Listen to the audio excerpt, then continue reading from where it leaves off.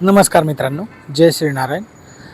तर मला बरेच जण हिंदू धर्माबद्दल काही गोष्टी असे विचारतात की बाबांनो, तुमच्यामध्ये हिंदू धर्मामध्ये इतके देव कुठून आणले आणि तुम्ही देव तयार करता, कितीतरी देव तुम्ही तयार करता, 33 कोटी. असा एक नेहमीचा बोचरा असा प्रश्न विचारला जातो. आता त्याचं मी आज या व्हिडिओमध्ये उत्तर देणार आहे आणि तो कन्सेप्ट तुमचा क्लिअर करतो. तर माझं असं म्हणणं आहे, पहिले तर ज्याला समजून घ्यायचं त्यांनीच समजा. बाकी ज्यांना नाही समजायचं त्यांनी व्हिडिओ पाहू नका, स्किप करा. ज्याला खरंच या प्रश्नाचं उत्तर पाहिजे त्यांनी विचार करा आणि व्यवस्थित माझ्या बोलण्यावर विचार करा. आता प्रश्न असा येतो की नेहमी आपण जेव्हा बघतो की भगवान श्रीकृष्ण झाले, ब्रह्मदेव झाले, नंतर भगवान शंकर झाले, त्यामध्ये या तिघांचेच अवतार आहेत, भरपूर अवतार आहे. याच्यामध्ये अवतारांमध्ये घेतलं तर आपल्याकडे भरपूर अवतार झालेले. तर या अवतारांवर कोणी पण सांगतं एवढे देव का बरं. आता तुम्हाला एक प्रश्न विचारतो मी, सोपा आणि सुटसुटीत प्रश्न आहे. तुम्ही म्हणजे घरी जाता तुमच्या आईसाठी तुम्ही काय बनता? तुमच्या आईसाठी तुम्ही एक चांगला मुलगा बनता, तुम्ही तुमच्या बायकोसाठी एक चांगला पती बनता, तुम्ही तुमच्या मुलांसाठी एक चांगला पिता बनायचा विचार करता किंवा प्रयत्न करता. त्यांच्यासाठी प्रत्येकासाठी तुमच्या भूमिका वेगवेगळ्या आहे. तसंच भगवान विष्णू, भगवान शंकर आणि ब्रह्मदेव या सगळ्यांना जसं त्यांची गरज पडली तसं त्यांनी अवतार घेतला.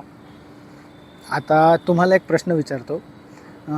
तुम्ही शाळेमध्ये पाठ्यपुस्तक बघता, विषय बघता, तर त्यामध्ये भाषा विषयाचं पुस्तक वेगळं असतं, आकडेमोडीच्या म्हणजे गणितांचं पुस्तक वेगळं असतं, भौगोलिक विषयाचं पुस्तक वेगळं असतं, इतिहासाचं वेगळं असतं. हे सगळं वेगवेगळं ठेवलेलं आहे.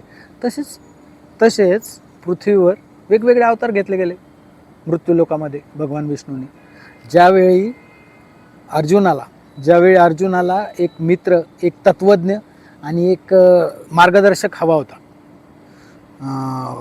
युद्धभूमीवर एक मार्गदर्शक हवा होता, त्यावेळी त्यांनी एका मित्राचं, एका तत्वज्ञाचं आणि मार्गदर्शकाचं रूप घेतलं आणि भगवद्गीतेद्वारे त्याला छान असा उपदेश दिला. नंतर ज्यावेळी राजा बळी, आठवत असेल तुम्हाला, राजा बळीला ज्यावेळेस खूप अहंकार झाला, त्याचा अहंकार नष्ट करण्यासाठी त्यांनी वामन रूप घेतलं. वामन रूपामध्ये त्याचं सगळं राज्य मागून घेतलं की तू देण्यासाठी पुरेसा नाही आहे, तुझा. त्यावेळेस भगवान विष्णूंनी त्याला दाखवून दिलं की तू देण्यासाठी पुरेसा नाही आहे, म्हणजे त्याचा अहंकार काढून घेतला. आता याच्यामध्ये कन्सेप्ट असा आहे, प्रत्येक ज्याला जशी गरज पडली, जसं की भक्त प्रल्हाद आठवत असेल तुम्हाला, भक्त प्रल्हादाच्या भक्तीवर म्हणजे दानव कुळामध्ये जन्म घेतलेले, हिरण्यकश्यपूच्या पोटी जन्माला आलेले भक्त प्रल्हाद,